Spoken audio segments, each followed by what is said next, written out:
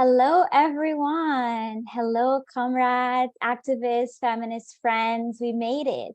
Happy Earth Day and happy anniversary to the Climate Conscious podcast. Please write your message to them in the chat. Today, we're joined in a global solidarity in raising awareness on the issues we face. These issues of climate change are by no means the same as small islands and developing states. We know our realities on the impacts of climate change. To be living on the blue-green marble planet, the one located at the perfect distance from the sun and able to support the beauty of all life form. To be a living, breathing being. I stay hopeful because even on a damaged planet, it still provides and supports all of us and everyone we love. The Earth survived long before us, and it will survive long after us. However, when we speak of climate, it is exactly that, justice. It is about us and the realities we want to create for ourselves, our family, and the next generation. This year, there is a call to invest in our planet, but we want to call on investment in our people, investment in those most marginalized, investment in those on the front line, investment in feminist climate activists. Today, we are reminded to push forward, to honor, to take action, to listen, to speak up, to create space, to do better, to remember that Earth Day will always be a radical day of action, a reminder to raise our voices for the planet and uplift the people on the front lines of the climate movement. To be truly intersectional and inclusive in our approach by including people who don't look like us. We must remember we are not free while any person is unfree, even when their shackles are very different from our very own. The Climate Women for Climate Justice believes that climate justice is racial justice, is climate justice, is LGBTQIA+ justice, is gender justice, is economic justice, is education justice. And when we talk about justice, we don't take it for granted or compare our struggles because we know we are stronger when we build movements. We are stronger when we support each other. Today, we have so much planned for you, and we're so grateful that you took time out of your schedule, out of your Saturday to celebrate with us. We're able to host 2 workshops, and I'm so grateful because we'll be able to get tangible skills out of these workshops, one on photojournalism and another on data. And at the end, we'll also have a time to talk about the Caribbean Climate Justice Gender Working Group agenda and what that looks like. Because we know the conference comes around every year, but in the meantime, we still have so much work to do. And for us to do this work, we need to work across borders. We need to collaborate. We can't work in silos. We can't be gatekeepers. We have to elevate ourselves. We have to elevate those doing similar work. So we can't wait for today. It's going to be amazing. And again, happy Earth Day and happy anniversary to the Climate Conscious podcast. And with that, I'm going to pass it over to Derval to share some words. Thank you, Christine, and good morning, everyone, and happy Earth Day. Thank you for joining us for day 4 of CW4CG. We're very excited for this day, especially because it's something new that we've added to the CW4CG agenda. And we really hope that, you find it valuable and useful. So as Christine mentioned, today is the anniversary of the Climate Conscious podcast. 3 years ago, in the midst of the pandemic, I launched the Climate Conscious podcast with no prior experience and not really a liking for public speaking, but I wanted to add to the discussion, add to the conversation around climate change and sustainable development. As most of you would have recognized, the global conversation around climate change is dominated by the views, the opinions, and the perspectives of what we now call the global north or the developed world. And being a practitioner in this space, I wanted to change that. I also recognize that in our pursuit of climate action, the first step to action is awareness. And I recognize that if you are not directly connected professionally or maybe through volunteer work in the climate and sustainable development space, it's often difficult to make the connection between your personal life, your daily life, and this global conversation, this global phenomena that affects each person directly. So inspired by that, and wanting to firstly create awareness, highlighting the issues, but also demonstrating the solutions, I launched the podcast, and it's been a fulfilling journey. So 3 years in, 52 episodes in, I've had the privilege of having really great conversations with persons predominantly from the Caribbean, but also in the diaspora and even outside of the region, discussing various aspects of climate change and sustainability.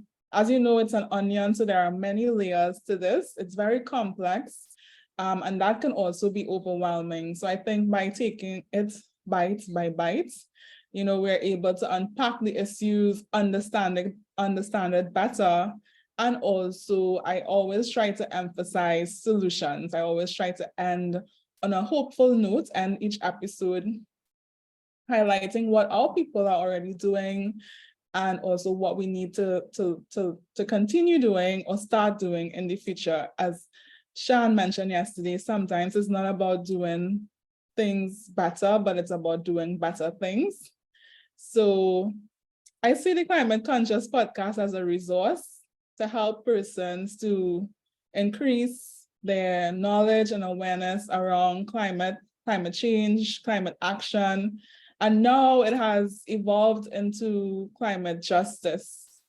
Even as our leaders fight for our region to be given a fair chance on the global stage, even within that, we know that there are disparities, there are inequalities that make the already bad situation worse. So I think each of us has a role to play. So while our leaders would be lobbying on the international stage, I think we are leading change from the ground up. And I love interacting and working alongside grassroots organizations such as the Breadfruit Collective, and the many persons that I've met through the podcast and also through hosting CW4CG.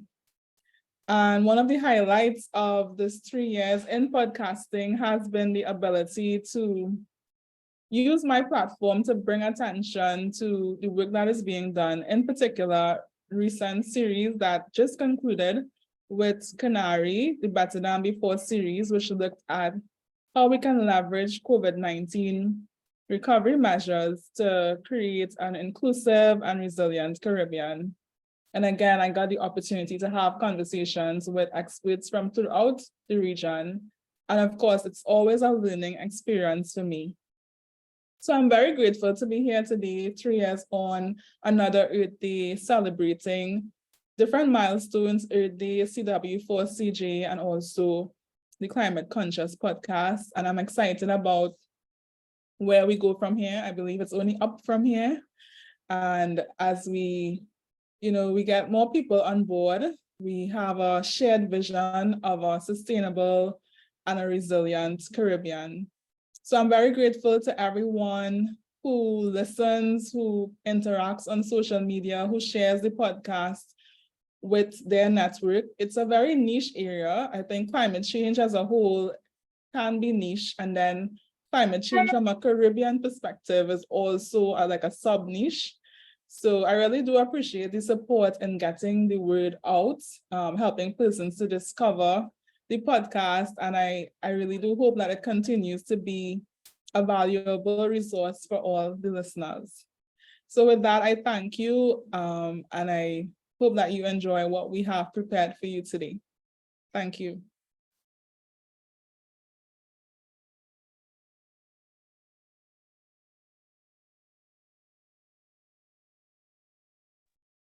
All right, thank you so much, Derval and Christine, for those opening remarks. Hi, everyone. Happy Earth Day. I am Dana Lynn Swavey, the host of the Global Yali podcast and also proud member of the conference planning team. And it is my privilege to introduce you to the facilitators that we have for today's workshops, because there are two. So I know, of course, that you're coming to join either the workshop as it relates to climate data or the workshop looking at climate justice through a gender lens.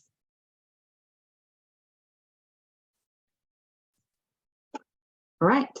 So for our first workshop facilitator, Miss Lisa Perch. Lisa of Sadie Consulting Barbados Inc.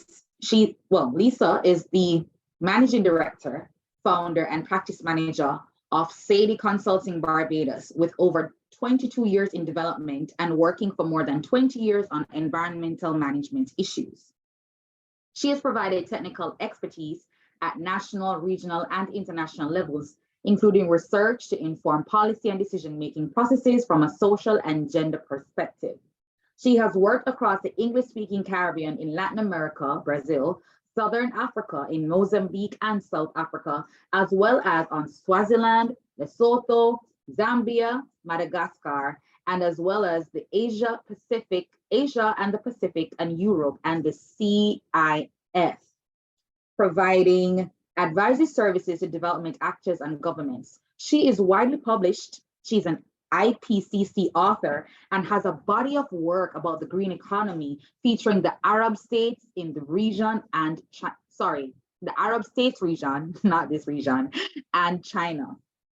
She has served as deputy country representative for UN Women, contributing to strategic planning, program development, and project oversight, including taking the lead on the office's post-disaster drought response in 2012 and related efforts on climate resilient agriculture.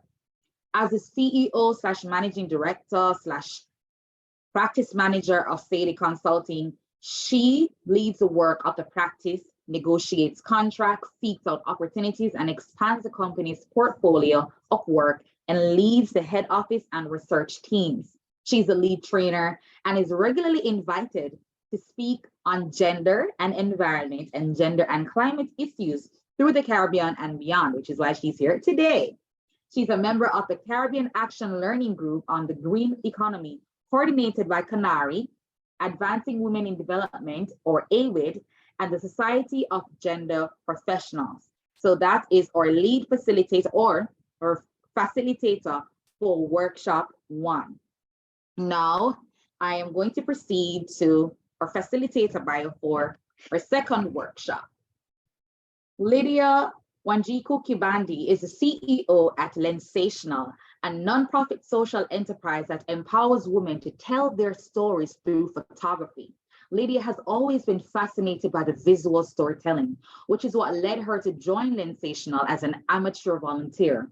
Since then, she has been trained in photojournalism in at the New York Institute of Photography, and has spent 8 years with this amazing organization. During her time at Lensational, Lydia had the opportunity to lead successful programs in Kenya and Ghana in collaboration with the National Adaptation Plan Global Network, teaching women affected by climate change how to document their realities on climate change and their visions of resilience, culminating to policy dialogues with governments from the respective countries. And now she is excited to be running a similar program, guess where? In Jamaica. At Lensational, they believe that everyone has a story to tell, and they're committed to giving underrepresented women the tools and skills they need to make their voice heard.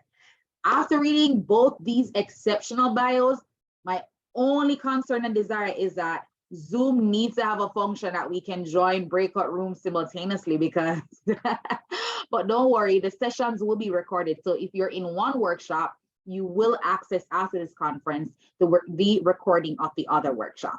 So what will happen after this is we will display the option of both workshops. You will be right. So, okay. Master control is definitely on cue. So you're seeing workshop 1, gender data, if that was the workshop you intended to join. And then we have workshop 2, photojournalism, if that's the workshop you intended to join, where you will proceed and will be guided by our very able facilitators for an hour. I think it's 25 minutes or 1.5 hours.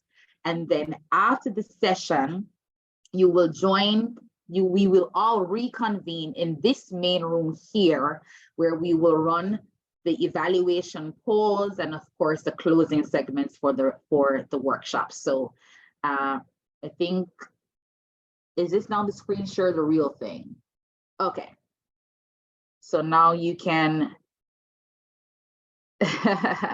right. So now you're able to join the workshop of your choice, and we'll see you here after an hour.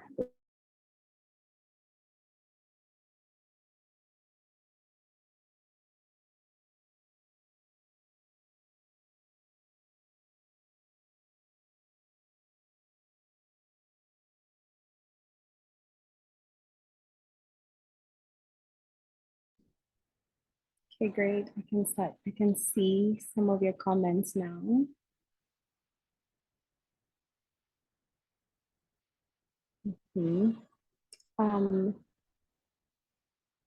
Is there anyone who has some experience in photography already, or some some background in it?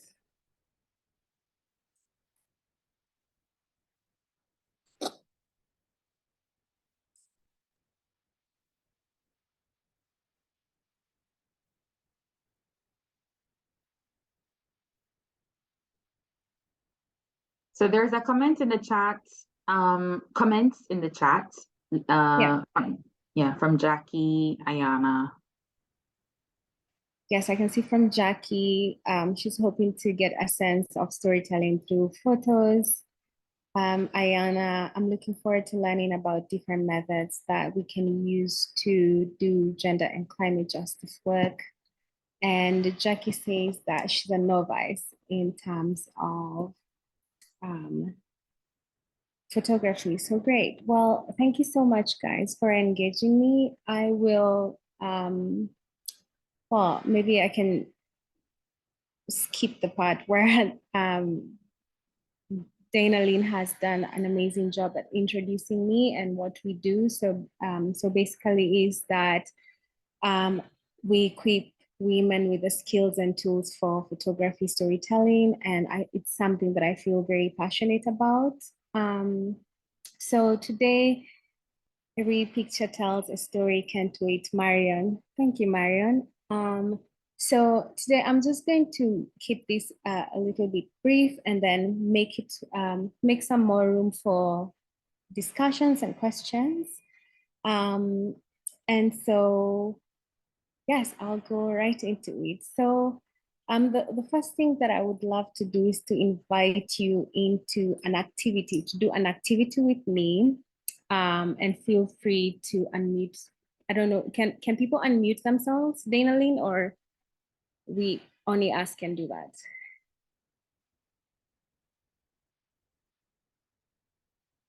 Dana Lynn. Oh, we can, y'all can unmute yourselves? Well, I just said. Okay, great. So, so in this activity, I'd love for it to be a bit more interactive and just get feedback from you. And it's an activity to think about how we have personally been affected by climate change. I recall from the remarks by Deval that a lot of us who are not directly affected by climate change, sometimes it's easy to lack that consciousness, but then every story matters, and every experience really matters, regardless of how small or big it is. And that is one of the things that I am very excited about today, because we'll get to explore some of the issues that are not often talked about, especially in mainstream media. So in this activity, what I'd like you guys to do is to think about how in your own life you have directly or indirectly experienced any impact of climate change or what your experience with climate change is, either as an impact or as a solution. And you can just note it down, and I'll give us a few minutes to do this. And Marion, could you please mute yourself? Thank you. I didn't hear the question. Sorry, so I would like to invite you to an activity to take some time to reflect on your own personal lives and how you are experiencing climate change on an individual level. And I want to encourage you not to feel any fear or shame of your experience, quote unquote, seeming small. Think about it and maybe just note it down. And then I'll come back and just get an answer from everyone of how you guys have been have experienced it. And then on the same line, take some time to think about how you have managed that situation. And again, I want to just encourage us not to feel any fear or shame or of sharing whatever the experience is. No experience is too small. Yeah, so just maybe take some time, and then and then we can come back and share those.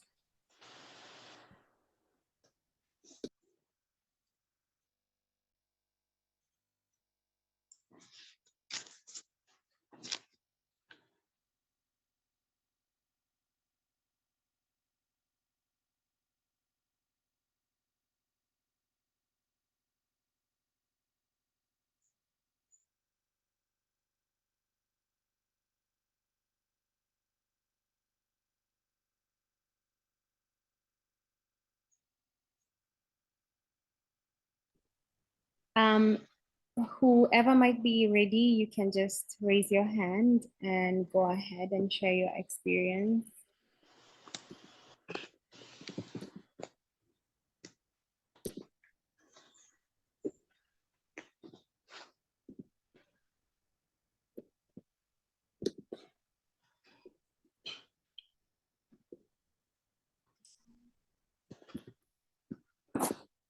Is there anyone who's ready?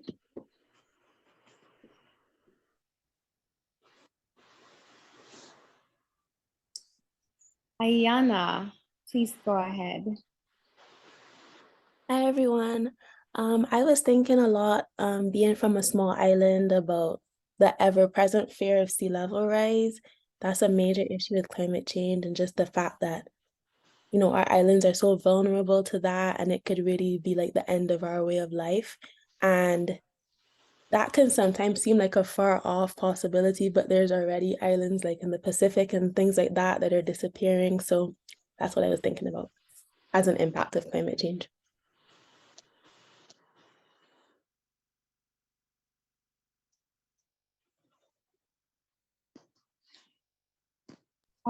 Thank you, Ayana. Have you, on a personal level, I know that you mentioned a fear. Could you speak briefly about that, if you don't mind sharing that? Yeah, for sure. It's just the idea that, everything I know is on this small island, and it's so vulnerable, potentially could cease to exist, and that's a scary thought. Thank you for that. You bring up something so important, and I'm going to come back to it as we progress. Is there anyone else who? Thank you so much for that, Iana. Is there anybody else? Yeah. So this is Jackie, Trinidad and Tobago, and my sort of first observation is at a weekend home of a friend. We would go there for like retreats and so. And year after year, and it was close to the beach, we found that the road to the beach was really being cut off. So there was that whole erosion of the beachfront, which necessitated after a while or taking a longer route to get to the beach, and even thinking that, soon enough it would reach to the house, that, there would have to be some kind of precaution to mitigate that destroying the lands in that area. So it's something that has concerned me, and I don't know if it's being worked on, but that's my experience. Thank you so much. Yes. Thank you so much, Jackie. I see Christopher's hand is up. Well, good morning, colleagues and everyone. Just a few instances that just to give some examples. So on taking up on the whole beaches, we could already observe that beaches are disappearing around the region. So we have like the Hellshore Beach in Jamaica, and there's so many people that depend their livelihoods actually depend on the oceans, and also the tourism aspect to it. And now it's basically a thing of the past, right? In Trinidad and Tobago, you have the Otahiti Beach, which is basically a fishing depot. However, based on acidification of the ocean, the livelihoods of fisher folk have been affected there, where they less catch, and then also contributing in terms of increased prices and so on. We could also recognize too that we have had intense flooding in possibly dry season around the region. We have had the extreme weather events. If you look at Bahamas, for instance, requiring from Dorian. I mean, there are just so many, too many to actually list. All of the islands, Dominica and a couple of others. And the impact that it has is that persons actually, have to recover sometime life and livelihood and so on. Others have to actually, put out money and support and those type of things. So it becomes a real challenge in these weather events. And then also the issue of heat, extreme heat. So for farmers and so on, I'm involved in agriculture and things like that sometimes. So it places intense demands on water and so on. And because there's a nexus between the extreme heat, the absence of water and all of these things, sometimes these things actually go unnoticed because persons expect to just turn on the pipe and they get water. But because you have reducing levels of rainfall in these periods of extreme heat and so on, it's actually impacting on the water distribution and water delivery and so on. So it have all kind of drought prevention measures and things like that. And all of that in the time when you also have increased prices for that particular water and so on. So, the thing about these things is that sometimes these impacts are actually, could go unnoticed because we actually take it for granted. And the impact between the flood and the extreme heat, impact on the food prices that we actually pay. So we actually experiencing that when we actually, have to think. So we do need climate resilient agriculture. We do need, climate mitigation and adaptation measures, whether it be nature-based and others, to help to protect our coastlines. We do need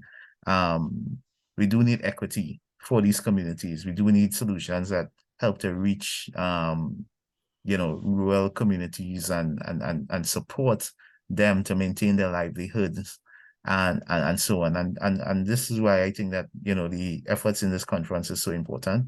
And this is why I wanted to come in the person. And the thing is, once you impact a household, you're then impacting women, you're putting probably extra stress on the household. And then we actually dealing with other issues like challenges in mental health, gender-based violence, a whole wide range of issues, social issues that come out of issues in terms of impact on the climate and so on. So that's just my brief contribution for now. Thank you so much, Christopher. You have because I think so visually, in my mind, you shared a whole photo essay, which was so in words. So that's quite remarkable. And thank you so much for sharing that. Is there anyone else who would like to share their experience or their thoughts on this activity?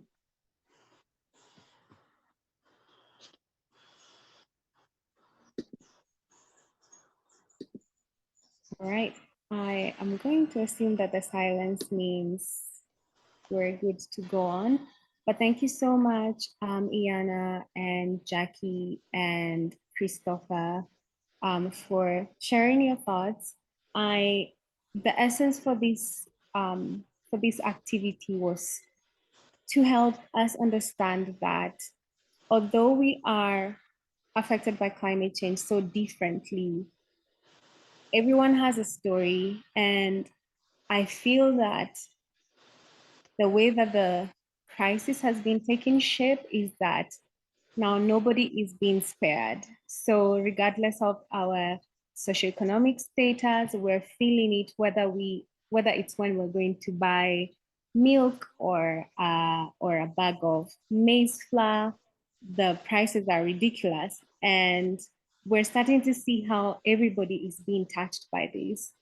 And one of the things that I really liked when the conference was being opened was some of the remarks about climate consciousness, because one of the things I'm also realizing is that although, everyone has a role to play, it seems like the people who are now being conscious about the climate action or climate change are people who are either involved in that type of work or people who are affected.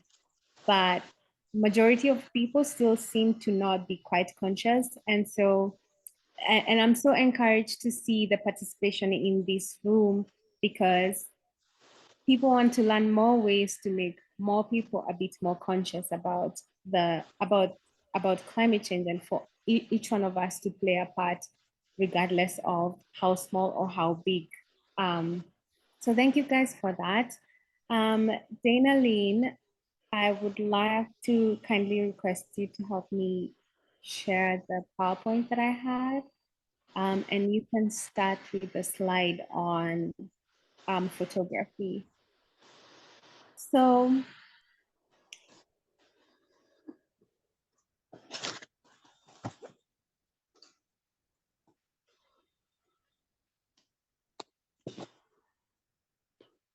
there we go.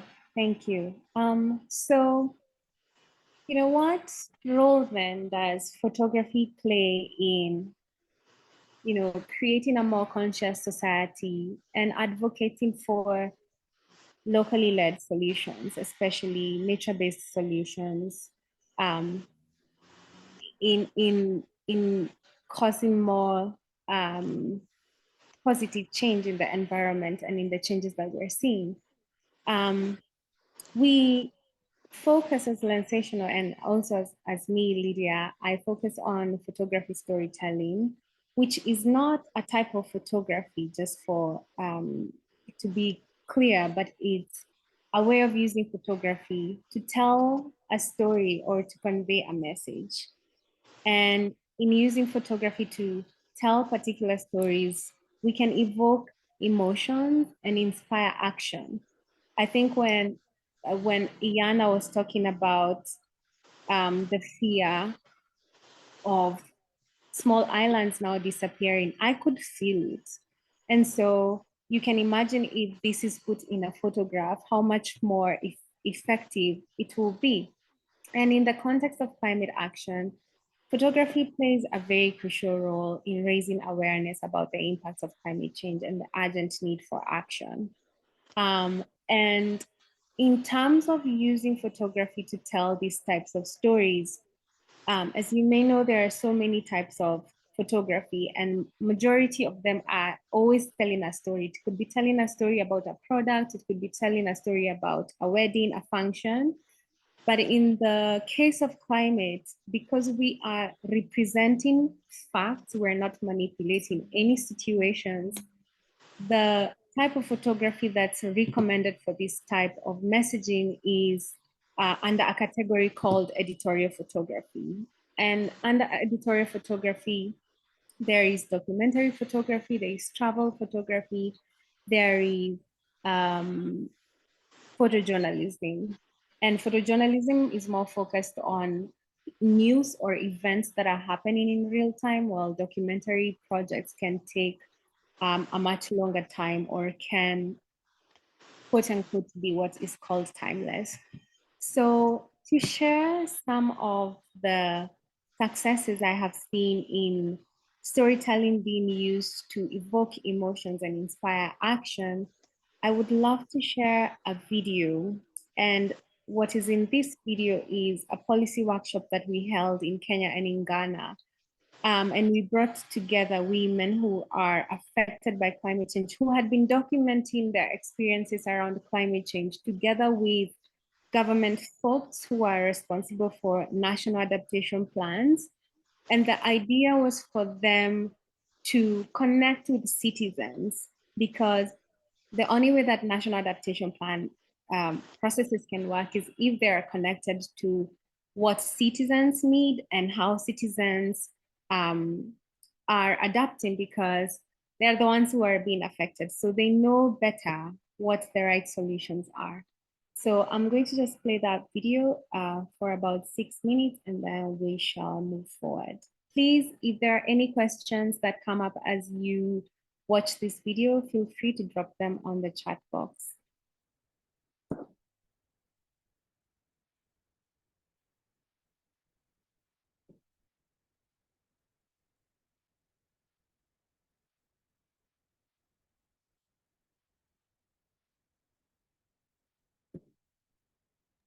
Just give me a second, please.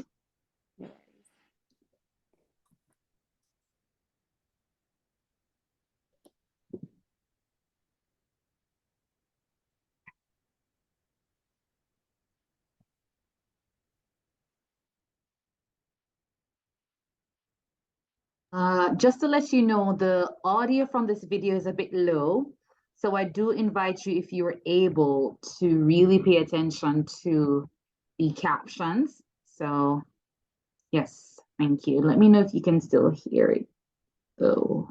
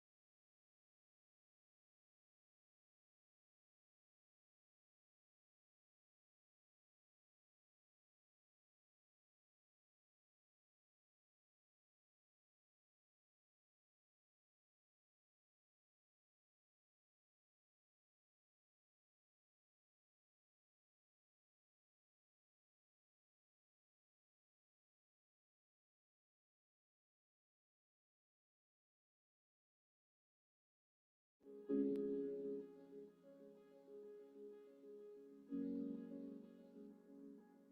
is a very special day because after very many years of talking about facilitating dialogue, we are finally having it happen.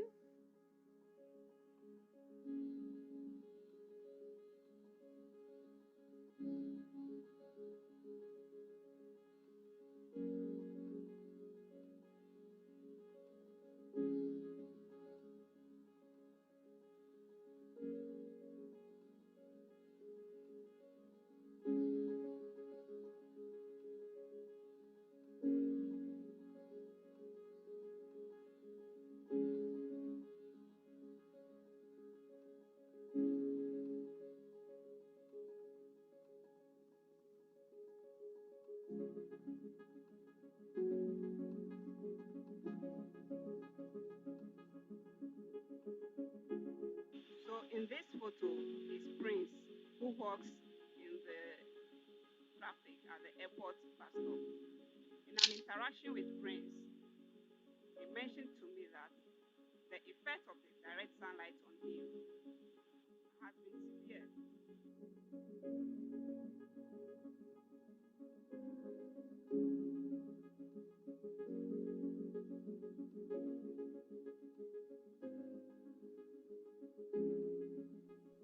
For example, the impact of rising temperatures on informal workers in big cities. There is one particular group of people that we always forget about them.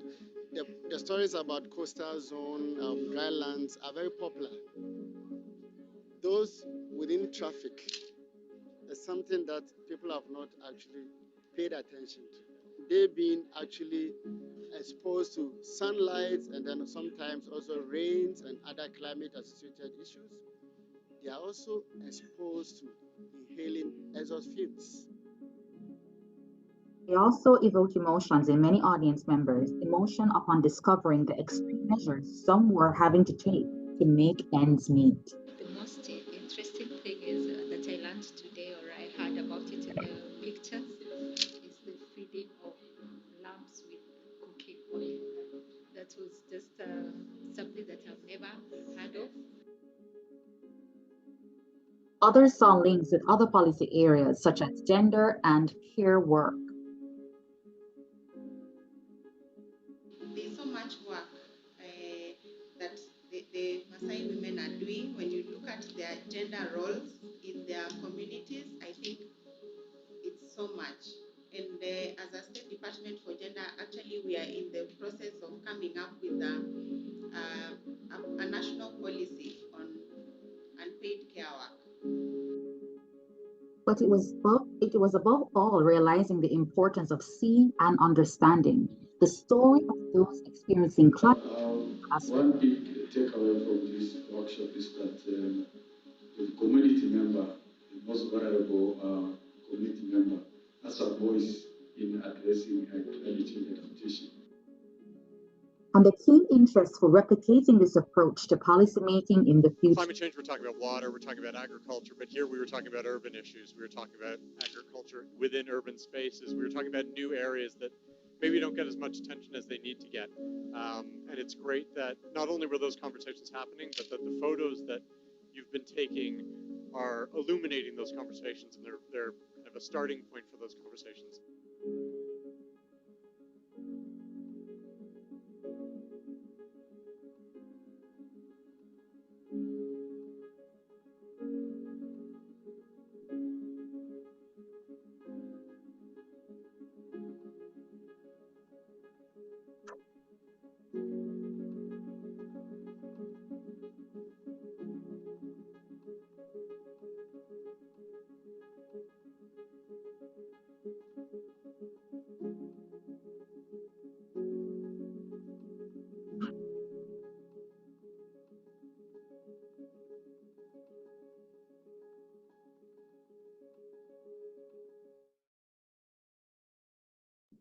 Thank you so much, Dana Lynn. So if you guys have any questions that have come up from that video, please, you can drop them in the chat box and I'll come back to them as we move forward. But I feel deeply that for me, even watching that video again is just a testament of how powerful visual storytelling is. And the in areas of intersections that it brings out is we are yet to exhaust how much intersection there is in the stories that come up through photographs. And so maybe you're here and your interest is to use this type of medium as a way of raising awareness or as a way of inspiring action. Where do you begin? So Dainaline, if you could share back my screen. I think we started on a very great place where we were exploring, you know, how we're feeling about climate change and how we've been impacted directly. And that's always a great place to start, which is inspiration through personal experiences, right? Next slide.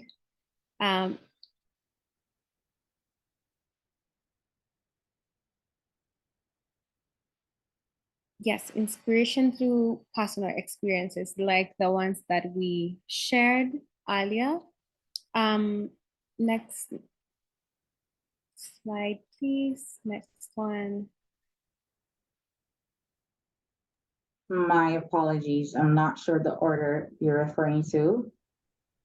I think it's the 7th slide.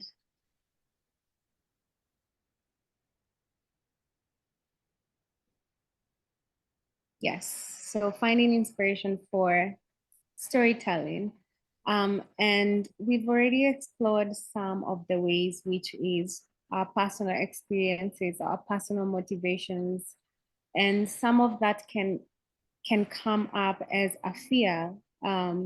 So like what you were sharing about Iana, and I think that that is so powerful, and those are the less told stories that really need to be heard. So the first way is just through personal experiences. If you could move to the next slide, please. The next one. Yeah, so personal experiences, but also looking around our surroundings, seeing what is happening. So in this photograph, this is a picture of a small island in Ghana, a school in a small island in Ghana called Azizakpi, and it's surrounded by the Delta River. And so the lady who took this photograph or spoke about this small island, she's called MFA. And MFA used to live here previously. And then, so what was happening on the island, and decided to talk about it because it's somewhere that she was connected to. And so that is one other way of finding inspiration, is what is happening around me, and how can I really bring out that message? If you could move to the next slide, please. Another way of getting inspiration is thinking about what a future scenario looks like. And this is usually the more, I'd say, interesting type of visuals, because you have to think about what does a future look like, and how can I talk about a future that doesn't exist yet. But that's also one way of seeking inspiration for something to speak about when it comes to using photography for climate action. Next slide, please. Another way is to think about exploring present day realities and how they are linked to climate change. And honestly, in my opinion, I feel that there is a very huge gap in this one. People are beginning to talk about it, but there still seems to be a gap that exists there. For instance, relating high cost of living and how it's related to climate change, or menstrual and reproductive health for women and how that's been affected, or changes in that, looking for the unusual and finding connections to larger issues. And that's why, again, I keep going back to what I felt when Iana, you were talking because I am aware that there is a particular region where, because of losing that, because they are losing part of their land to sea level rising, a lot of their culture has been lost, and they also feel that they've lost their sense of identity. This is a place where they grew up. This is a place that they call home, and now that is being taken away from them. So bringing out these intimate connections between what we're experiencing, and sometimes it's not tangible, sometimes it's just mental or emotional, and showing it up, and because people will relate to that, because we all know how important it is to feel some sense of identity. And when that's lost, that's affecting a lot of mental health. And that's not being spoken about a lot. So that's also one way of seeking inspiration to on something to talk about. Next slide, please, Dana. And the last way is just doing some research and brainstorming. Sometimes just talking to people in an area where you think there might be stories is one way of gathering some information. Interviewing experts and community members for valuable insights. I know that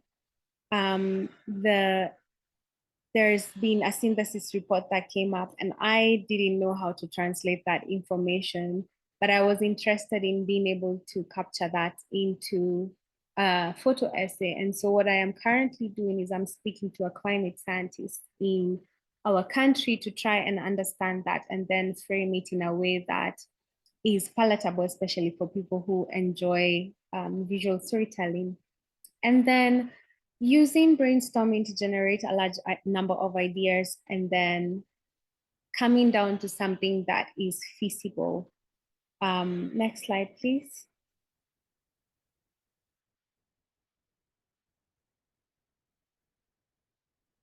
I'd also just like to encourage you to feel free to raise your hand or to drop a comment as I continue to speak.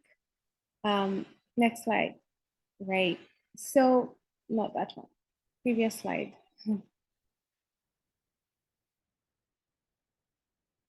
All right. So when it comes to this type of storytelling, if you could go to the ethics slide, Dana Lynn. There is, for us, one of the most fundamental things that we aim to do in telling the stories or in equipping people to tell their stories is to ensure that they understand they're not victims, but they are agents of change. And so it's very hard to talk about climate action and not associate ethical storytelling with it. And so there is a bunch of ethics on this type of photography or this type of storytelling. I will focus on what we focus on based on the fact that we work with women who are quite underrepresented, but at the same time, we want to represent them as agents of change. So how do you do that? If you could move to the next slide, please. The first thing is providing information with a lot of accuracy. So what that means is, just as you find a scene is how you're supposed to represent it. And there are other questions about what if it's a really triggering scene. For instance, maybe somebody has been carried away by water. How do you represent that? And I'll come to that. But being accurate in how you represent. So for instance, you'll notice that, so in this picture, for instance, it's a family, and why they are lying on the floor is because this region is so hot that the way that they regulate temperatures in this place is by sleeping on the floor. So on when you look at the surroundings, you'll see cups and you'll see all these, and all of this is not edited out, because that is one of the most important things about when we talk about ethics, is to represent facts as they are.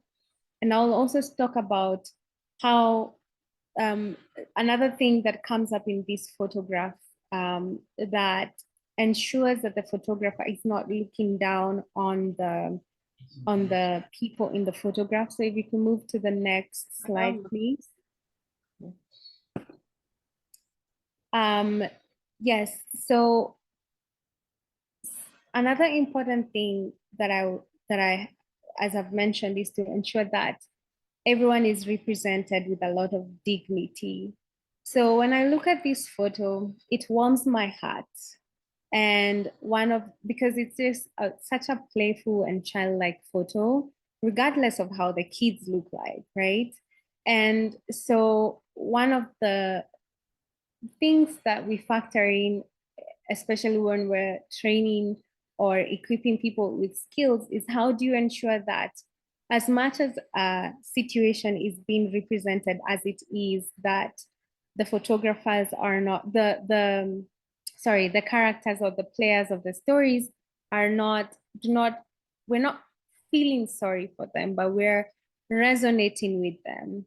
And that goes on using particular techniques that are being used. For instance, you notice that this photograph is on eye level, and that is one of the ways that we try to ensure that characters are represented with power as opposed to as victims.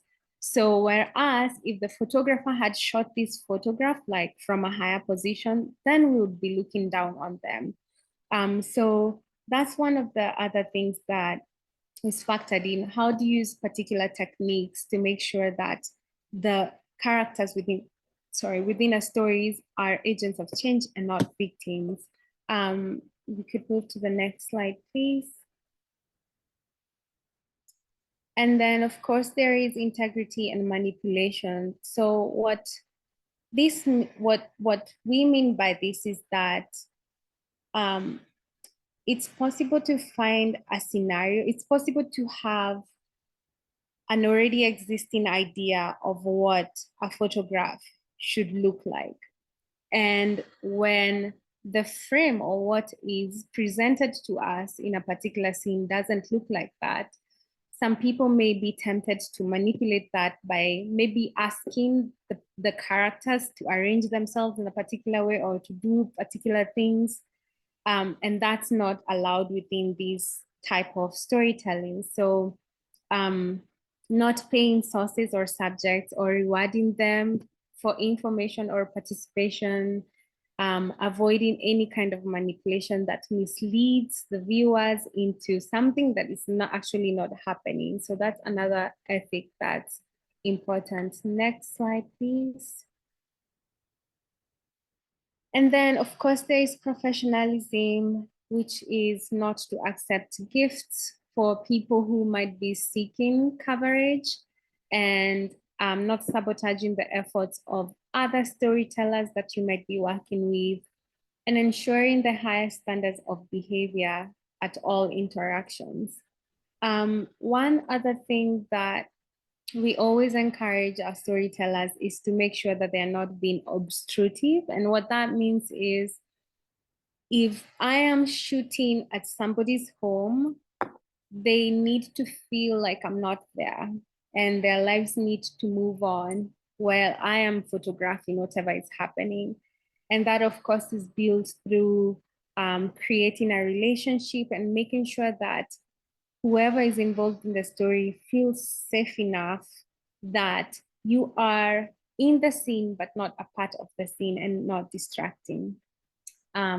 Next slide, please. So one of the things that we also encourage is that although one image is powerful on its own, a series of images can tell a very compelling story. So for instance, what Christopher was talking about, you literally spoke or covered a whole photo essay. You spoke about how grassroots communities are being affected, to how more maybe middle income groups are being affected, to the solutions of all those impacts. So a good example might be talking about how farmers are being affected, for instance, and I'll talk about maybe maize farmers. So talking about maybe how, well, let me use something that might hit closer to home, maybe fishermen, right? And we're talking about how fishing is being affected. And then because there is maybe such local supply, then prices in the markets are exorbitant or too highly priced, or people are having to import fish or seafood. And then what an ideal situation would then look like. So those are three parts of a story. And that's why we always encourage to have like a series of images that is journeying viewers from what is the problem and how is the problem affecting people to what is the solutions that people are coming up with. So this is where photo stories come in. Next slide, please. When we talk about, so photo essays is basically just using a series of images that contribute to a very specific and center point of a story. They can be called either photo stories or photo essays. Next slide. There are usually two types of photo essays. There is one that's called a narrative photo essay, which is centered on one person, well, not one person, but one story. For example, a day in the life of Dana Lynn. And then there are other people who will be involved in that. So that's a narrative photo essay, which is just basically one very focused on a specific subject, and then other subjects that are around them. A thematic photo essay, on the other end, is focused on a specific theme or subject. So for instance, we can say a thematic photo essay can be on fishermen. So I hope you can see the difference. So while a narrative photo essay will be focused on one fisherman, a thematic photo essay can be focused on a group of fishermen. Next slide, please. So this is one of the most exciting things for me. It's called the 5 W's and 1 H of storytelling. And this is basically a technique of gathering all the information that you need for a particular story. And what the 5 W's mean is, who are the people who you want to talk about? What is happening to those people? Where is it happening? When does it happen? How does it happen? And why does it happen? So the areas that are usually very confusing is the how and the why. So I'll give you an example. If you're talking about a particular community that is having problems with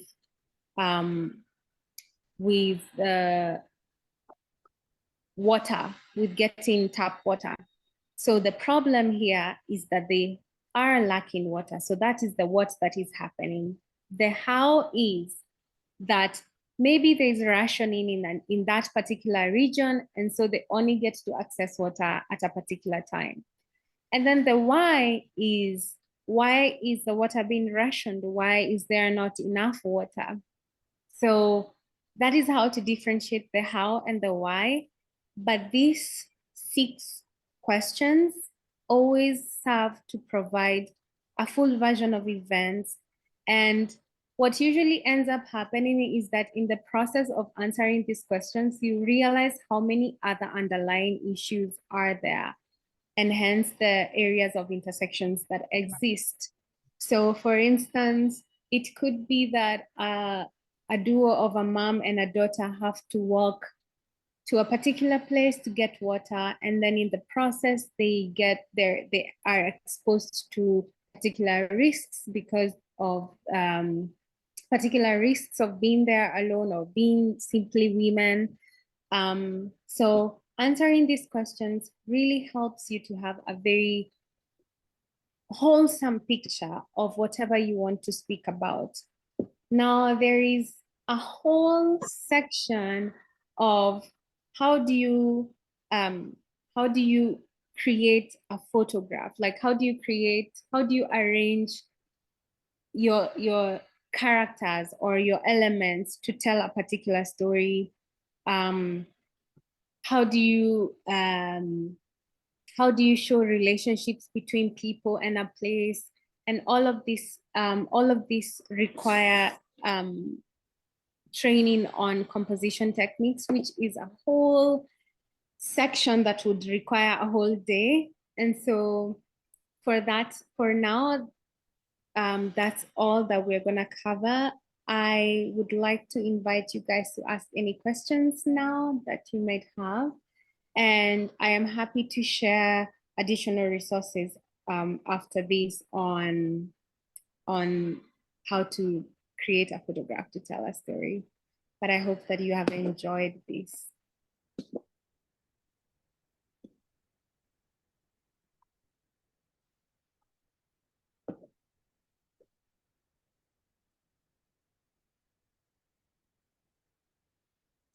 Hi, Renaline. I see your hand up.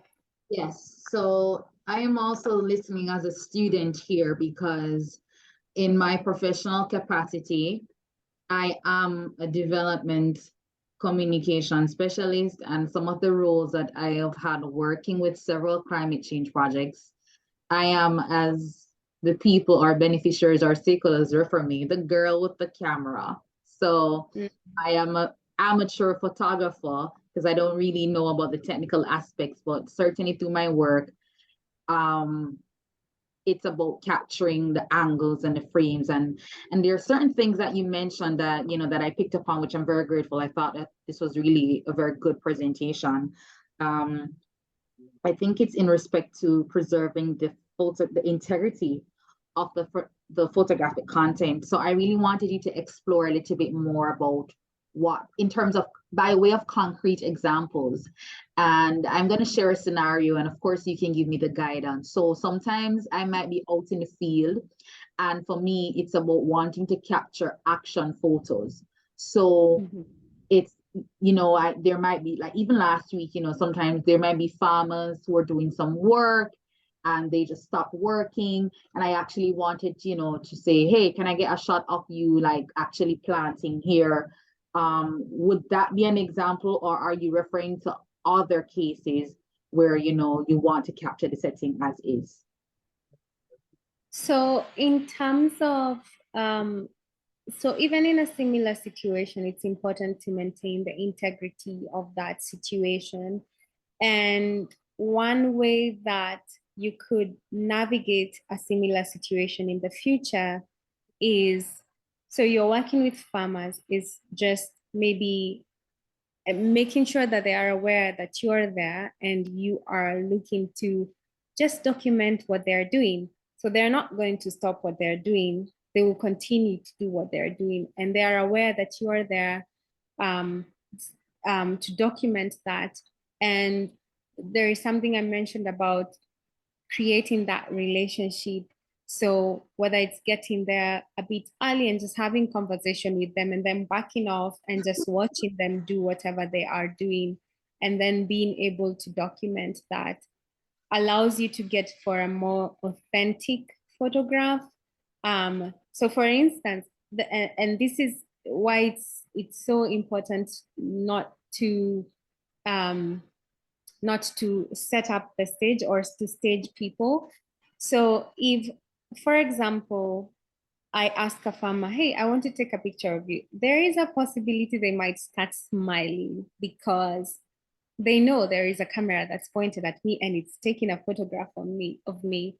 But when you've created a relationship with them and they know, okay, she's here to do her job, I am here to do her job, my job, and they are digging and it's sunny and they're tired and there is sweat dripping and they are making particular facial expressions based on this situation that they are working under.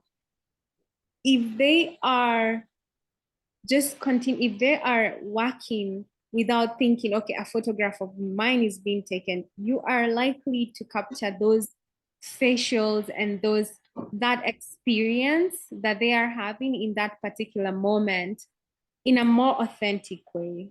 I hope that makes more sense, Dana Lee. Yes, it does. It's just that, with almost every scenario, there are gray areas. So, especially like in certain cases where there is already an established understanding that they are being captured and they are okay with that, but maybe you just missed the opportunity to have a particular angle being, do that. So in the scenarios that what I'd done before to manage the situation was actually ask them, could you do that before? But just please, in your natural element, not to engage with the camera. I'm just trying to capture you while you work. And so I've said that and they've done that. So, Okay. Right. I understand that type of a scenario. And I could see why in that moment, that was the best call of action. So maybe one thing that I would love to encourage you is, so personally, I like to always have my my camera ready, and I'm not, and that's not to suggest that yours wasn't ready, but having particular settings as well on your camera where whenever an opportunity shows up, it's easy for you to just shift your angle very quickly and capture that moment. So I think a lot of it goes into the preparation of it, getting there very early and just seeing and starting to envision what particular perfect scenarios would look like for what you want to capture. So then you're thinking, okay, if that farmer is standing here with an axe or with a fork, then I want to be here. Or if they're digging somewhere else, this is where I want to orient myself. So that's not that we haven't covered that, but that's definitely really necessary. It's always nice to be there even before them, preferably, and just start to think about what might be scenarios that might come up, and then organizing yourself for that. Right. But just yeah, but it doesn't count as manipulating in the instance of what you did, because that they were already doing that. Okay. It would be something different if you picked somebody from their house and told them, hey, can you come and dig, and then I'll take some photographs of yours. But yeah, it doesn't count as manipulating what you did. Yeah. Okay, so that's what I was listening for. Thank you. Because for me too, capturing photos are two different contexts as well, where, as you mentioned, there are field visits that you're camera ready for. And then in particular cases, for example, in a few days, I have a specific assignment where I'm going to conduct an interview with certain farming beneficiaries. So in cases like that, I would have like a meeting with them before to say, what's a good time for me to show up? What time do you normally start working? This is what I'm going to be doing. And, just explaining to them what is to take place. And that's why I particularly appreciated what you said about not trying to interrupt their process. So it's not as if somebody's washing clothes or if somebody's bringing some fruits, I'm not going to say, stop, can you walk like this? It's like, I am trying to ensure that I'm at a particular angle that doesn't, interrupt them. But I see some questions and comments in the chat. So I see Jackie and Christopher have placed some comments and questions there that you could read for us. So Okay. So I think I'll start with Jackie. I'm thinking that the photo of them not active is also important because they must rest at some point. Sorry, I don't quite understand. She was referring to, I guess she was commenting on the previous scenario I mentioned about what if, I didn't capture a particular action and they're resting. So yeah, and I mean, using some of the feedback from your section, your segment, Lydia. So even if they're resting, it still can tell a story, and I can still make a statement around it. So there's still an opportunity there. Yeah, that's for sure. And then Christopher asks, you mentioned ethical considerations. What are some of the major ones, and how do you assure those ethics are met? So one of the major ethical considerations is consent. Making sure that you have consent on those that you are photographing, especially because of this type of photography. So, and consent means what Dana Lynn was talking about is that having a conversation with them and making sure that they are aware and that they are okay being photographed, because this type of photography, those photographs can be used in a range of contexts within the same messaging, but in a range of different platforms. So making sure that there is consent. And then when it comes to children, making sure that you have the consent of their parents to photograph them. There is something called ethical philosophies of photojournalism. I can share the resource later, but it talks about extreme scenarios.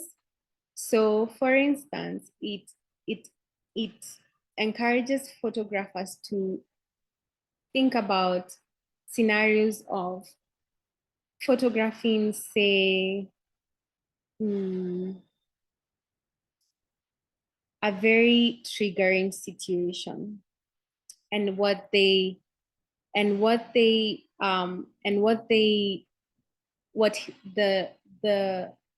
philosopher, I'm forgetting his name, says is that do what you feel is right as a human. And that is to mean, for instance, if you're in a situation where, let's say, extreme, but God forbid, but a boat, for instance, is about to have an accident and you have a camera there. What's the best course of action in that particular situation? And I don't think that there is any written ethics on that at that particular moment. I think it's a matter of being human in that situation. I know that I have read of particular popular photojournalists who have, in the process of documenting a story, they realize a situation where the people they are shooting need help, and so they set apart the cameras and intervene into the situation at that point. You might know of the photograph, the very controversial photograph of a child being eaten by a vulture. And the person who took that photograph ended up with a lot of mental health issues, and I think they might have committed suicide. I don't know. Someone told me that, because they couldn't deal with the fact that the shot was more important than them helping that little child. So those are amongst the more very extreme ethical considerations, is to think, I like to think, be human in that situation, in that process, think about it, and then make a human decision. I think that's the other thing that we are tasked with, is to bring the human face in in the face of all these really negative things that are happening to the earth. Dana Lynn, you asking what are the ethical considerations for traveling photographers? It seems some people pass and capture in the moment versus engaging with subjects. What is the best approach for this? So this is also, I think, a type of, it's like also street photography. So the thing with these types of photographs, they can only be used in very, what is it called? Specific context. So you can post it, for instance, on your Instagram or on your website. But this, if a news agency wanted to use those photographs, then it would be limiting for them to use them. So for instance, if you're traveling and you're taking some photographs of maybe people who are migrating, but you don't have any consent, then it will be limiting for a media house to use that because they haven't been taken as news or as an event, as an occurring event. So it depends on where that photograph is supposed to end up being used. But editorial is very strict on editorial, meaning it's representation of real facts and real events and real people. It depends on where that photograph will end up.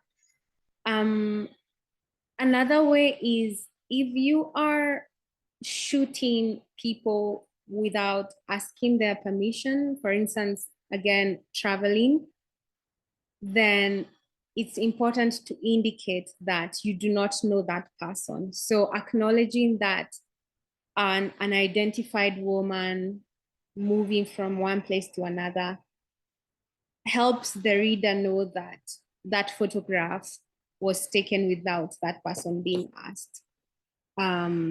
Whereas if you're taking a photograph and I know somebody, and then I have the picture captioned Dana Lynn driving, and then you end up seeing that photograph somewhere with your name on it, but I don't have consent, then that becomes a problem. So making sure that in the instances of street photography or travel photography where people are just passing, you indicate that that person is unidentified because you haven't asked them for that information.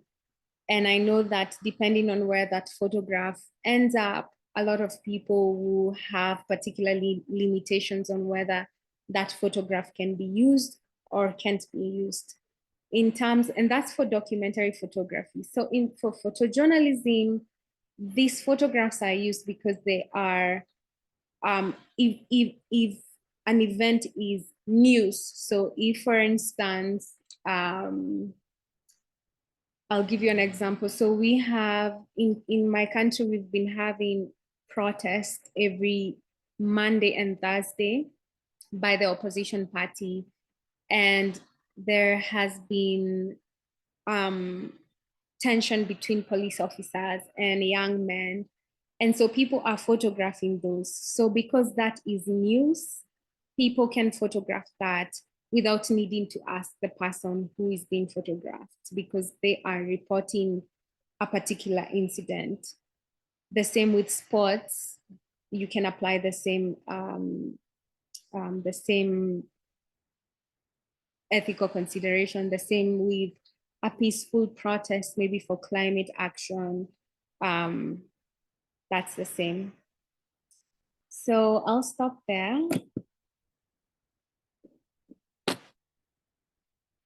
For now. Thanks for that, Lydia. That was very helpful.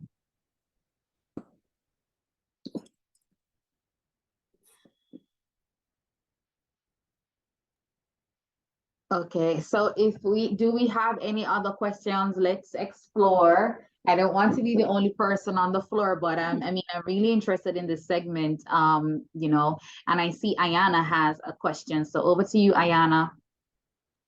Yes, I was wondering, there was a slide about the importance of how you portray the subject of the photographs and not leaning in too much into victimization. And I was wondering what those conversations look like between you as the photographer and the person that you're photographing, if there's a discussion that takes place in terms of how they would like to be portrayed and things like that. That's a really interesting question. So I'll speak on in my own experience when I have had to photograph maybe a situation where the story, shows the subject as being vulnerable. Whenever you're speaking to most of the people, one thing that you realize about them is that there is resilience regardless of what they're going through. So majority of people will not speak about themselves as, they will tell you this is what we're going through and it's so hard, but you know what, we get through it. And that's always the catch, is that they're not looking down on themselves, but it's also our responsibility as storytellers to make sure that we represent everybody with dignity. So regardless of what they're saying, is to represent them with power. And majority of the times is that when they see their photographs represented in power, it actually encourages them and motivates them. They're like, oh, wow, I look like I can do something. I look like a superhero for my own self. So most of the times you'll get a sense of how to represent them based on conversations, but we also have a responsibility to make sure that they feel seen. That's correct. They feel seen. We also have a responsibility of making sure that they are not feeling as victims, that they know the change is in them, that they know that they have the solutions, because especially for communities and people who are adversely affected by climate change, they're the ones who need to come up with more ways to adapt, because this is their way of living. And by doing that, they're building resilience, and they're demonstrating that they are actually very resilient. So making sure that we can bring out that resilience for other people to see, but also for themselves to see them. So unfortunately, we couldn't hear it in the video, but for instance, the Maasai women who are in the video that I shared, that Dana Lynn shared earlier, they all have been affected by the drought significantly, so severely. They have lost livestock and whatnot. But one of the ways that we made sure that we represent them with power is making sure that they told their own stories with their words and with their on their own terms.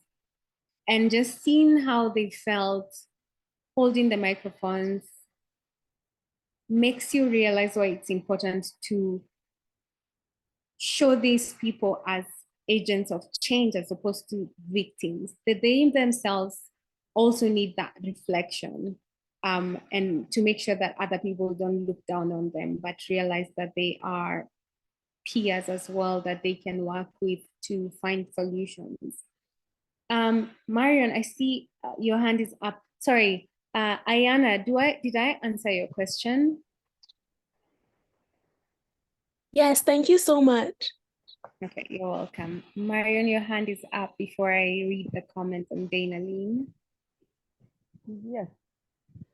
I was wondering if I am in the right workshop, because I am not into photojournalism, but I write stories. So I am thinking, I was expecting what you showed us, the photos, and I'm bursting with stories that are I would like to write, not pictures that, you know, what happened? I live in a coastal area in Trinidad and Tobago. And as Jackie says, there's erosion. Christopher spoke about areas where you have persons or people who are out of homes because of natural disasters. I see all these things and I want to write them, but I am not into photography. So here am I. But I feel comfortable in this also. Okay, great. So a great place to start is, so the type of training that we do as well involves training on how to use cameras, but nowadays we have phones that can do so much as well. And maybe this is something I will need to take back to the planning committee to see how we can take up some of how we can assist further, because there requires maybe further training or further equipment on this process to, you know, to move from this is something I want to talk about to how do I actually talk about it. So Dana-Lynn, I'll leave that one up to you, and then we can see how to help Marion, or to support Marion, not help, sorry. And to your, is that okay, Marion? Yes, it is. Thank you so much. All right, thank you too. To your comment, Dana-Lynn, that's an interesting point, because sometimes we're caught up in capturing different angles and not focusing on how angles can represent different things. I would just That agree is with what you're saying. yes, that is so true. Thanks for that. Right. Yeah. So that was in response to your response to Ayana, and I was just happy that you were, you know, giving us that clarification, because, you know, a lot of times for amateur people, you're probably told just capture as many angles as you can and whichever works, and then so you're just you know, you're focused on close up, far away, up, down, and you're not even realizing what the different angles, you know, have implications for the narrative that you're conveying. So I found that very useful for you to share. As it relates to Marion's comments just now, what I'm understanding from her, she's saying that she's not so much of a photographer or interested in the photography aspect, but the story, writing of the stories.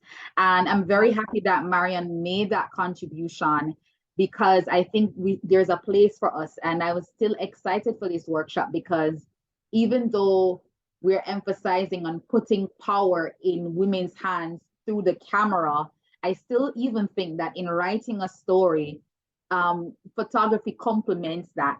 And you don't even have to be a professional, because especially in the age of social media, you realize now with regular people being producers of content and journalists, citizen journalism is wide.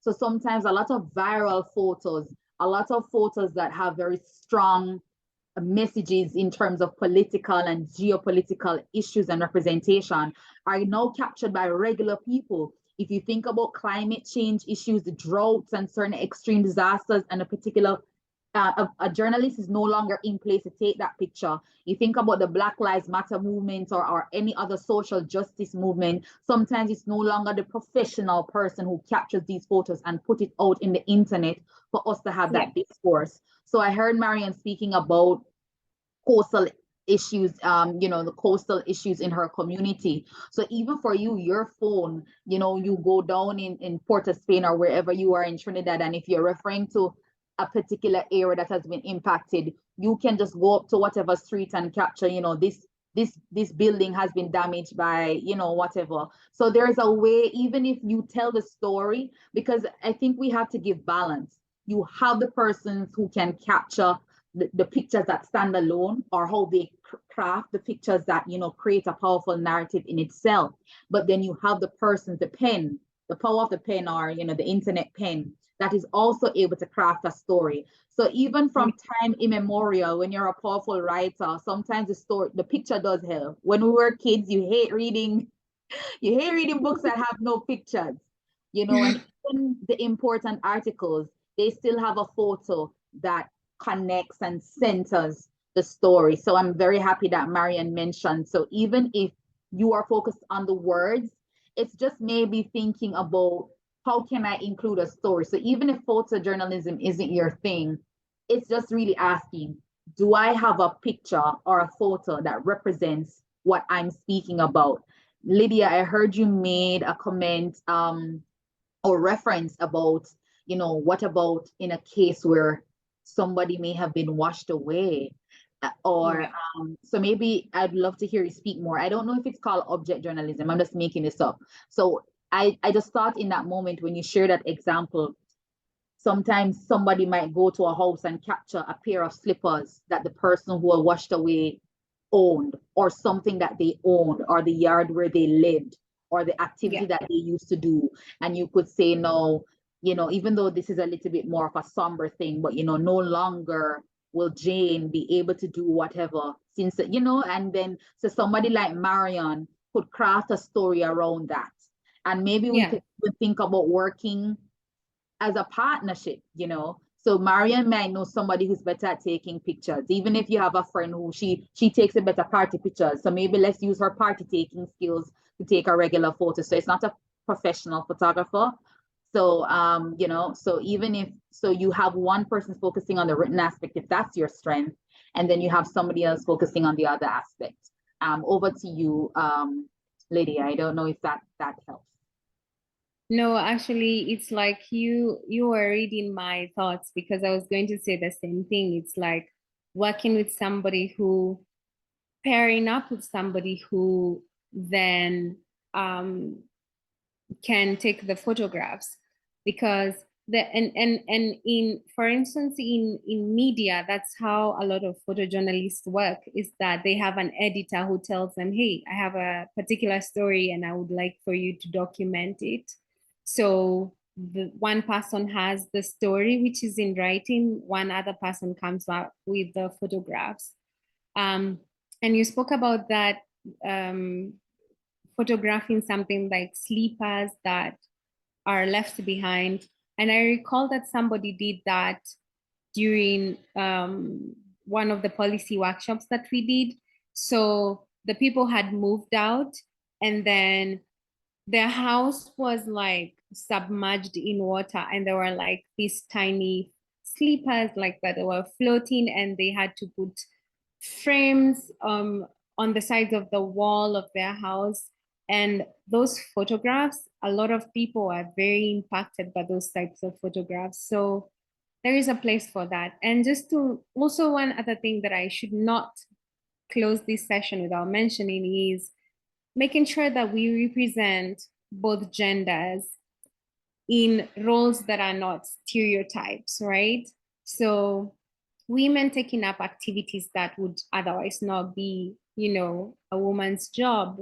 That's another way of making sure that people are represented with a lot of dignity, and stories around the same thing as well.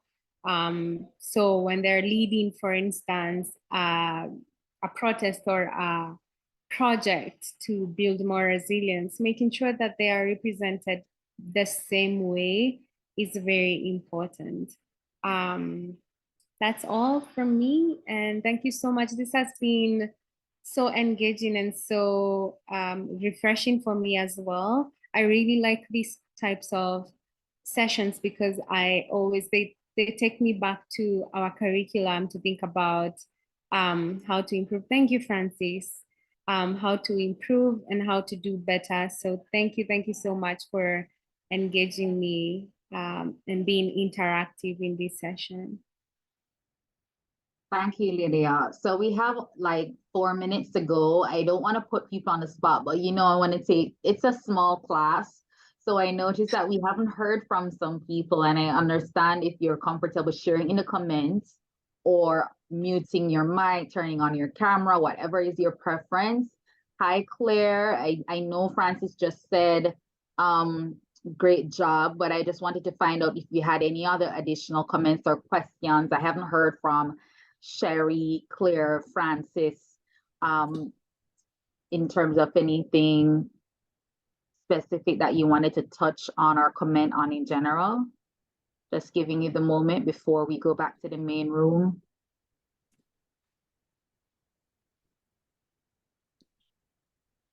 Don't be shy.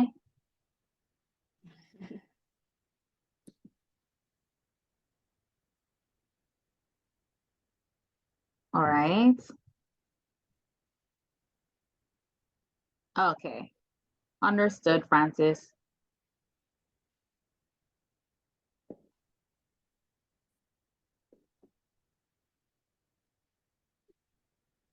Okay, Lydia, but we're very grateful for that. So like I said, when we return to the main room, we will have the poll activity for this. And I also, you know, for those who don't know, it's 7 p.m. where Lydia is, or after or 7 p.m. So we're also grateful as on a Saturday, you know, or maybe it's good you've actually gotten your Saturday out the way. So definitely think we picked up on some really awesome terms here today. So we really and interesting perspectives that you shared with us. Thanks so much. I'm really happy to hear that. All right, so we have 2 minutes before we go back into the session. Lydia, just for the purposes of the conversation, I don't know if you're able to speak about your project yet. We heard in your bio that you're to do a project in our Caribbean region pretty soon. Is it a training sort of thing, or is it like a project where you're capturing pictures? You don't have to give details, but you could just, you know, let us know. All right, I can mention briefly. So we're in partnership with Girls Care, training some 7 young women, and we're training them in the same thing, photography, storytelling. I unfortunately cannot mention the other 2 partners just because of some clarification that still needs to get done. But yeah, I'm excited. It's been nice already hearing what the perspectives are and what the challenges in the Caribbean are. But yeah, I'm excited about that, and they will be coming up with photo projects at the end of that. So I would look out for that. And we'll be posting them on our website, which is www.lensational.org. I'm excited to see what those stories will look like. But yeah, what is very unique about our curriculum is just the training approach. So we place a lot of... a minute less. Sorry, I don't know if you saw the message, just letting you know. Yes. Okay. Yeah, it's just the approach that we use that's more focused on storytelling, on bringing out the stories, even in how we capture photographs, and making sure, yeah, that's really just the difference in our approach. Okay, great. So I trust that everyone had a very engaging session. Not to put all facilitators on the spot, but I want to invite them to just maybe take 2 minutes to share anything with the entire group, since we were split into 2 groups, to share a bit about the work that you do and how persons can connect with you and any thoughts coming out of the workshop. So I'll start with you, Lydia. You're still... All right. Okay. So, well, first to just mention, Deval, that I was very inspired by what you were talking about. And I like the name of your podcast, which is Climate Conscious. Conscious? I don't know. Well, yes, thank you. And because that is so important, especially for people who are not directly affected by climate change. I think that we missed the links there. And in our session, we were discussing about how, we can explore some of those areas that are not spoken about a lot, using photography. And just for people who are in the other session, so previously, as Dana Lynn had mentioned, I work with Lensational, which is a nonprofit social enterprise, and we equip underrepresented women with the skills and the tools for photography storytelling so that they can document their lives around different issues. And then we provide them with the platforms to share those stories, to create or inspire some action around the issues that they're talking about. So over the years that I have been working with Lensational, one of the threads that is very common between women and nature, it's very clear the connection there. Even when we weren't looking for it, it was just there in our faces. And that's how we ended up deciding that it's important to focus on climate. But then when we started to focus on climate change, we started to notice so many overarching, so many interacting and intersecting areas.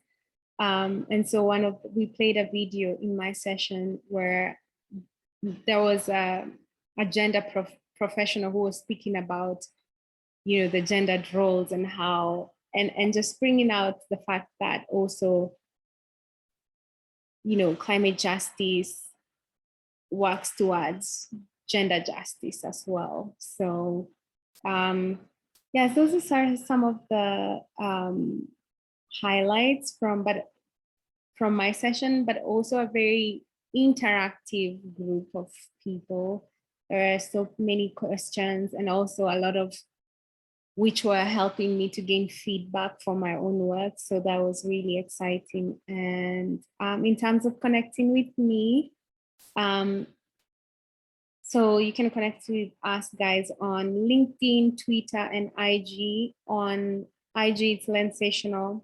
On Twitter, it's Lensational.org. On LinkedIn as well as Lensational. And for me, it's Lydia Wanjiku Kibandi. So you're welcome to connect with me. Thank you. Thank you, Lydia. And I'm sorry that I couldn't split myself so that I could have been at both sessions, but I'll now pass over to our second facilitator, Ms. Lisa Page, to share a few remarks with us. Thank you so much, Deval, and thank you so much to the CW4CJ team.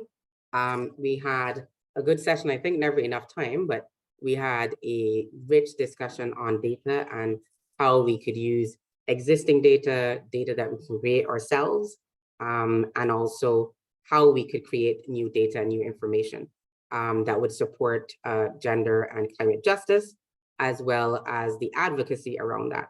So we talked a little bit about the data that's currently available and some of the challenges to the data availability in the region, but the types of data, including the qualitative and the quantitative.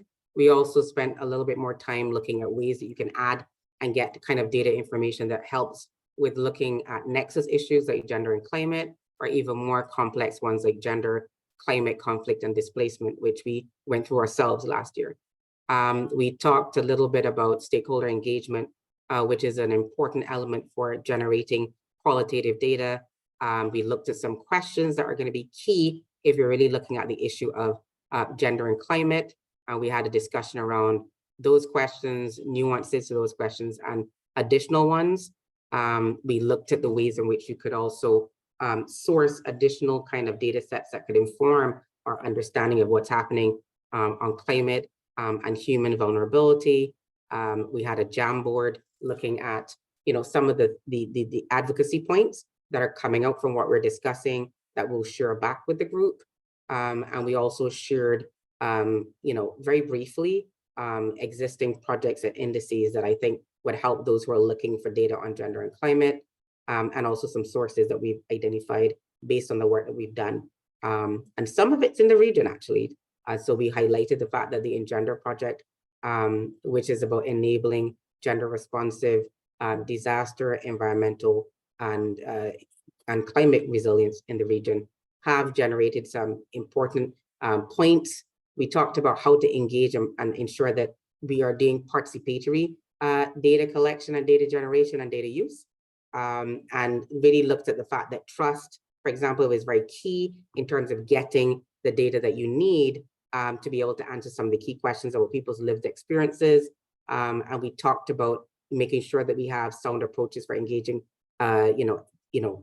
different groups. And so, looking at Gabriela, who is from Brazil, and the work her organization does on Black women in Brazil, how do you make sure that issues of race, ethnicity are integrated?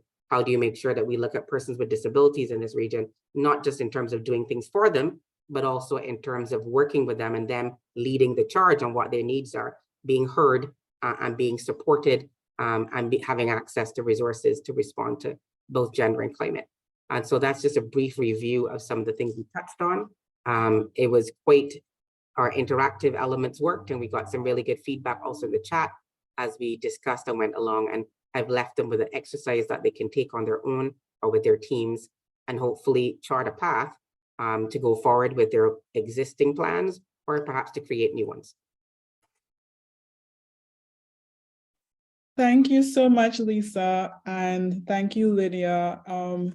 We're so happy that we were able to have these two sessions because it supports our intention of focusing on solutions and helping to push forward with the work of gender and climate advocacy in our region. So we want to raise awareness, which is what we're doing with all these conversations, but then we want to move from awareness to action. And we have two tracks. So some people may say, are you left brain or right brain? So if you're more data and technical and hard facts, we have something for you. And then if you're more creative, there's something for you. So it's just testament that each of us has a role to play in building a sustainable and inclusive society and a sustainable and inclusive Caribbean of the future.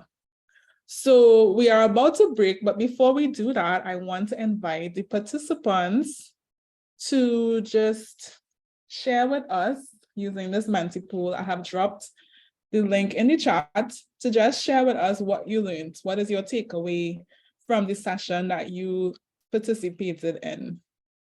And while you do that, I will let you know about the plans for the rest of the afternoon. So we are going to take a break and we will resume at 1 p.m.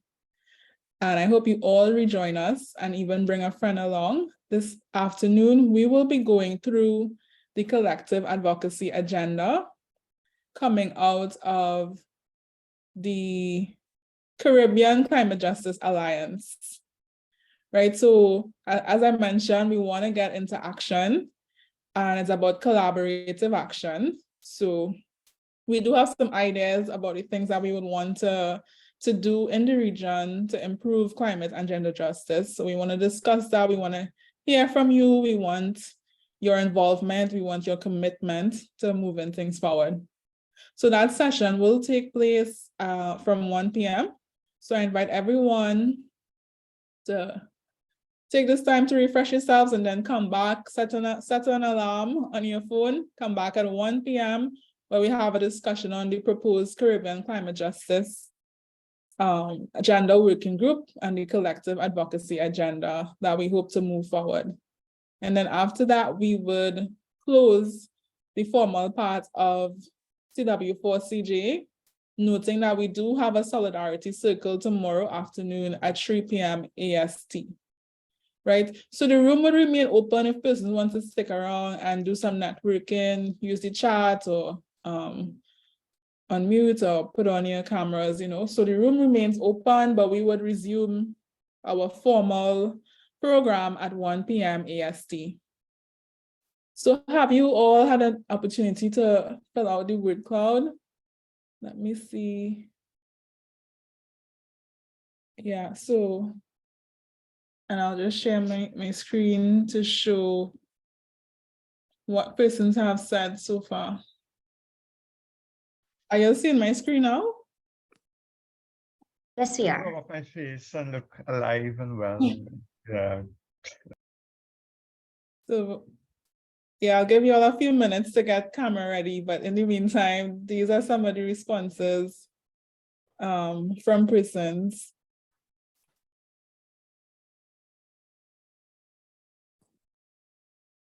And I see inclusivity is featuring, and that is one of the objectives of CW4CG. Mhm.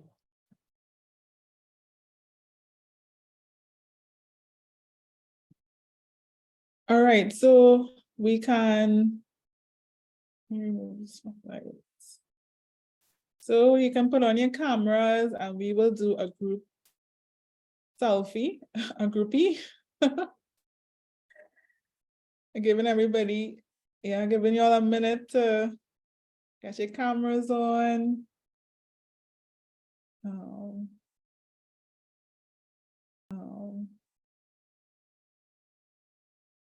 Anyone else joining us, just put your camera on, right? And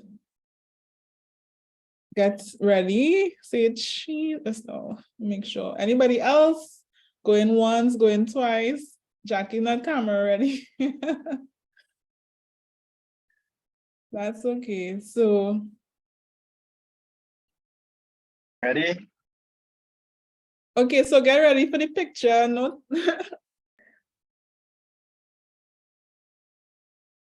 All right. So ready? Aaron, are you doing the screenshot for? Yep. Good now? Yes, is everyone ready? Try to look straight at the camera. Hold it face up. In 3, 2, 1. Done. All right, thanks everyone. All right, thank you guys. Thank you so much for having me. Thank you so much for joining us and sharing with us. Thank you, Lydia. Thank you, Lisa. Thank you, participants, and see you all back at 1 p.m.